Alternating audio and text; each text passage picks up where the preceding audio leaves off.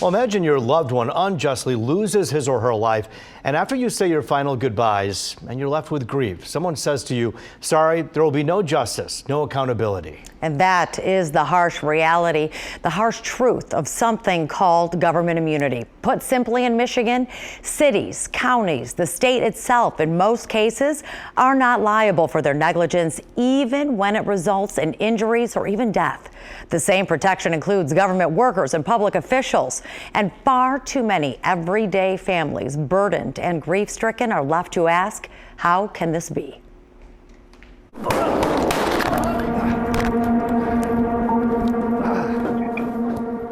They are some of the most disturbing cases. Shots fired in the building. I heard somebody say someone was shot in the head. Tragic. They're beating him up. Like, they're literally assaulting him. And often preventable. If we wouldn't have left, we both would have died because the water level came up so fast. It's difficult to know that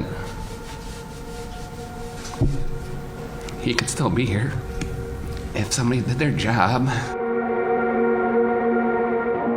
But in the end, the victims rarely receive the justice they deserve. Thinking that one day this man will be set free and he can come after us and do the same thing to us, the same thing that he did to our son. All because of something called government immunity. There are times I get angry. There's a lot of times I just get sad. I'm angry, especially for the 4 that didn't come home that day.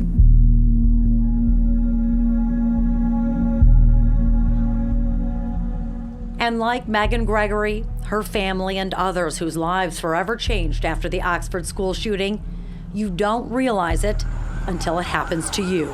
It was just a normal day like any other day. Until I started getting the text messages. And, he was, help, Mom. I'm in the bathroom, there's gunshots. Her son Keegan frantically texted his parents from the Oxford bathroom as he hid in a stall with help from classmate Justin Schilling. Sadly, not for long. They heard him change his magazine. And then he kicked the door into the stall and just stared at both of them for a while. And then Keegan said he had heard the door open, so they thought he left. But then we found out months later that was actually security guard opening the door, but she never came in. One of the many decisions by a school employee that would prove to have deadly consequences. Minutes later, the 15-year-old shooter ordered Justin and Keegan to show themselves. That teenage gunman, Ethan Crumbly, then shot fatally Justin at close range without mercy. Keegan made a run for it and survived. He walked in and I immediately grabbed him to hug him, and he just kind of stood there, just empty. His eyes were not the same. Like, that was the one thing I noticed. His eyes were very different. They were dark.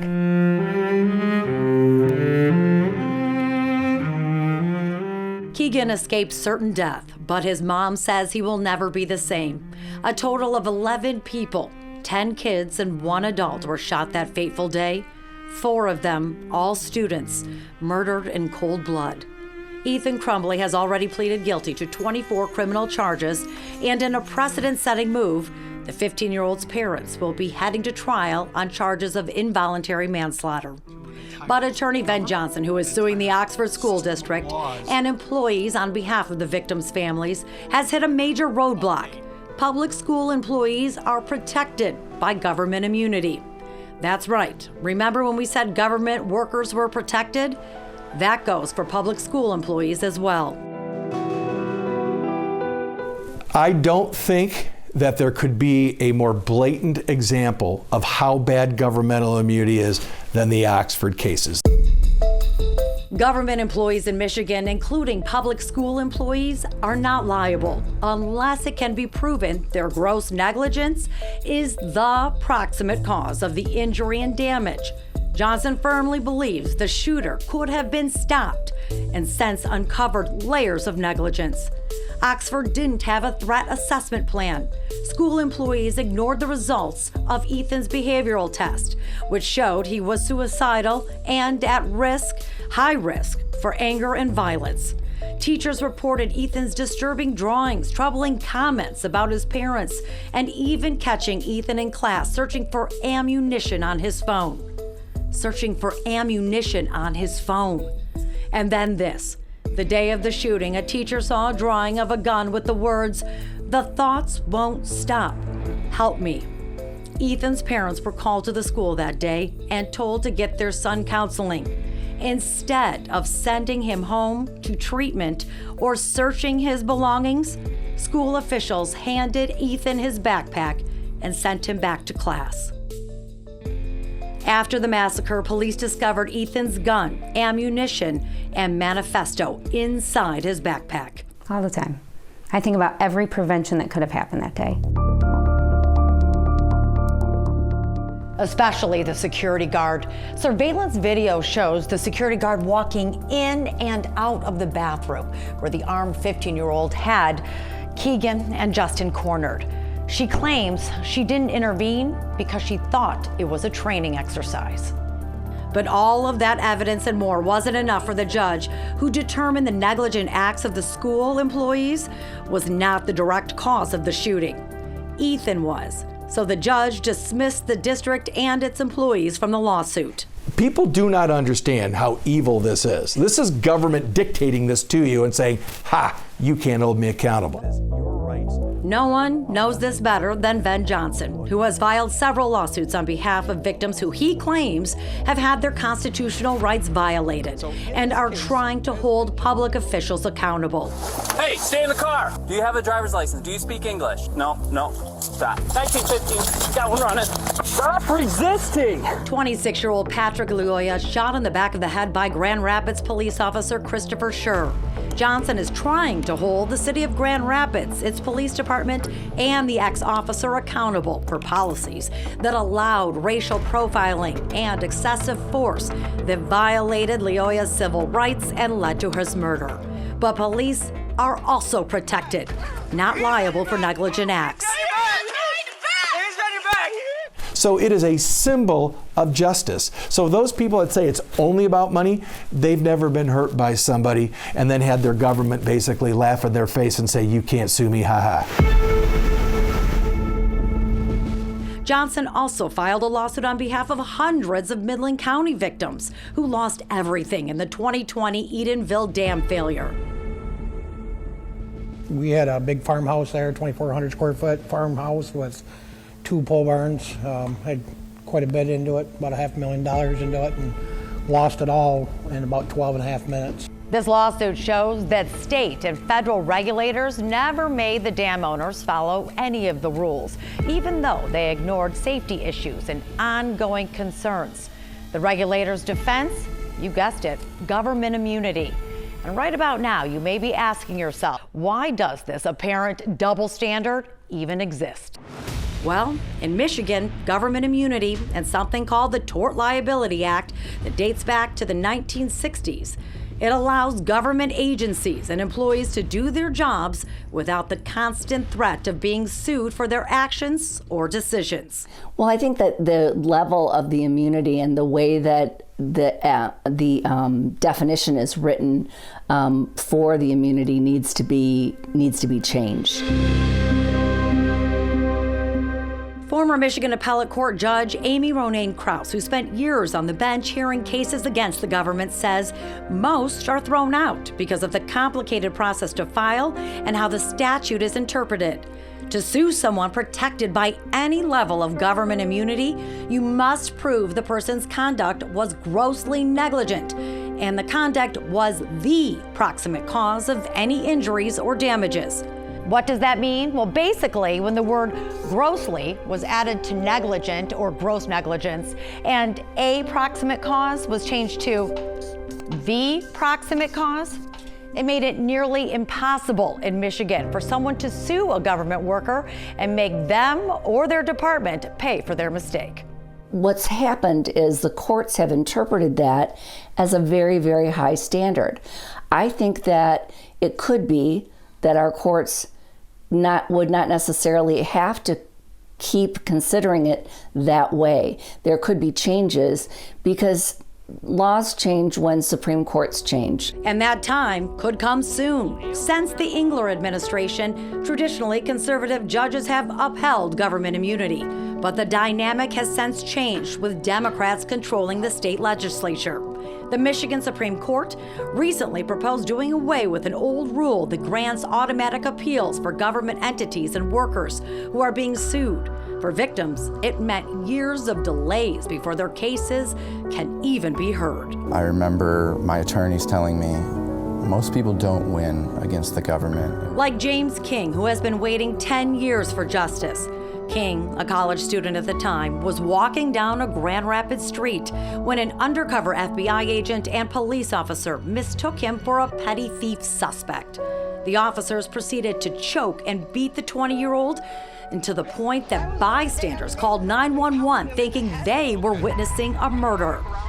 Instead of just saying, "Oh my gosh, we're so sorry, this was just a big mix-up," and letting him go, they charged him with several felonies related to resisting this unlawful arrest, and the Kent County Prosecutor's Office took him all the way through a jury trial, and he was acquitted on all counts.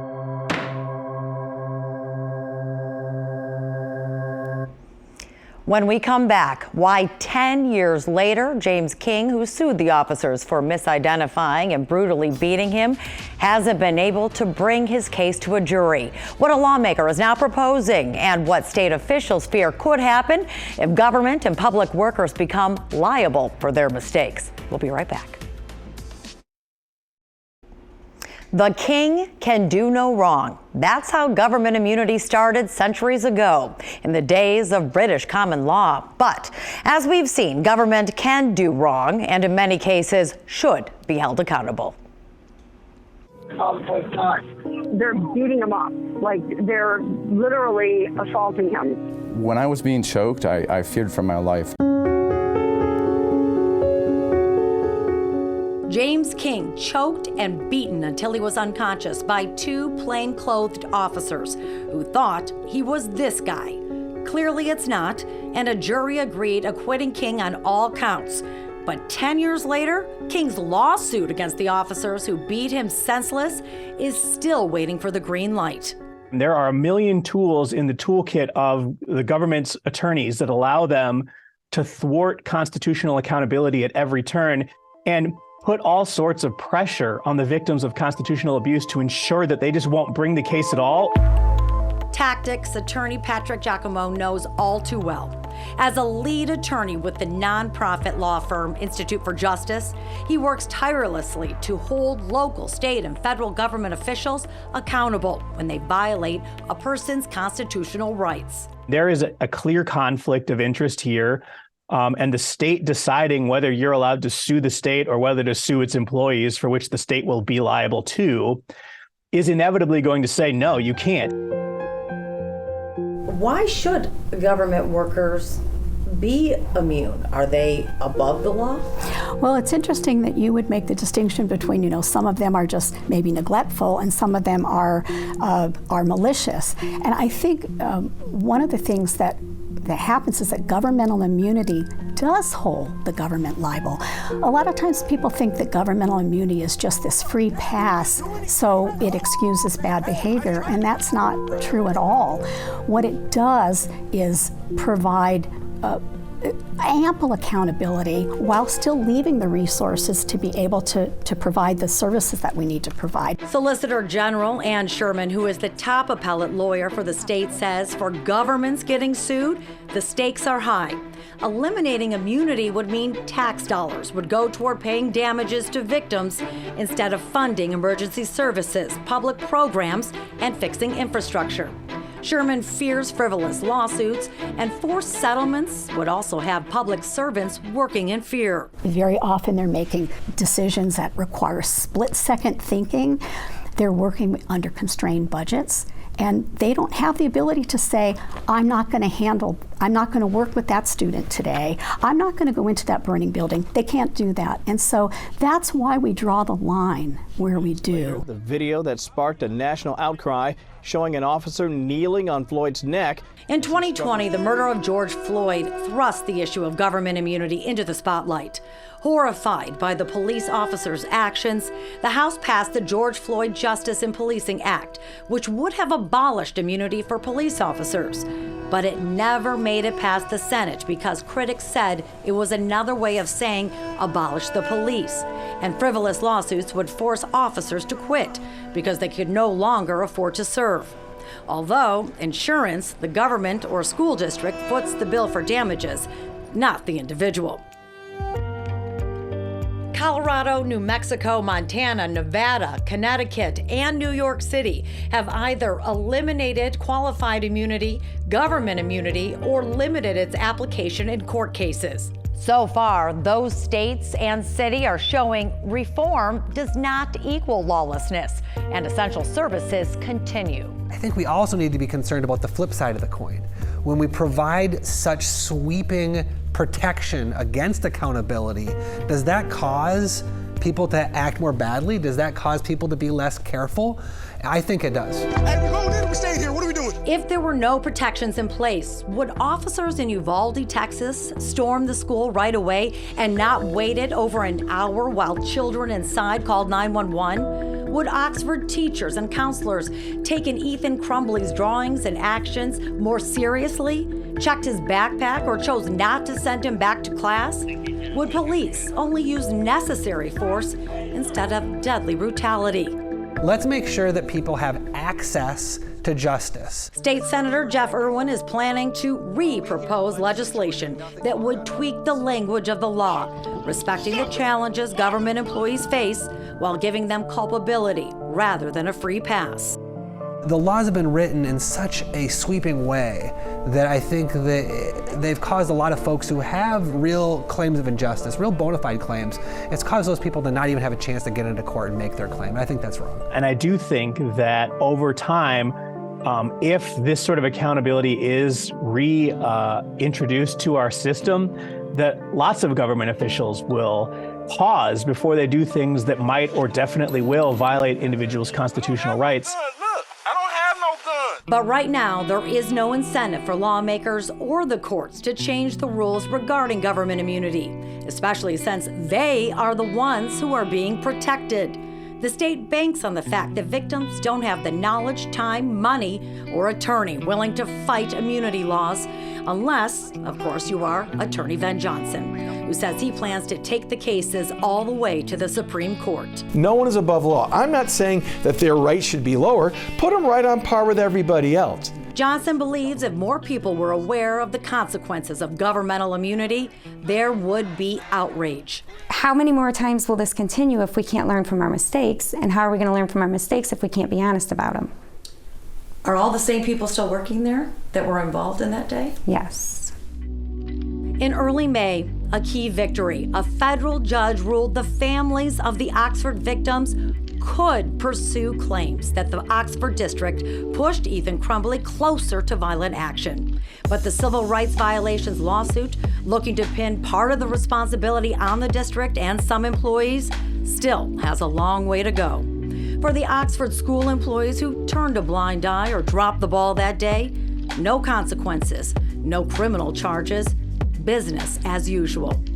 Until immunity laws change and the civil suit can proceed, the families say their painful search for the truth and justice will continue. I feel like we're constantly victimized. It's hurtful. It almost feels like we don't matter. Like, sorry, they're protected.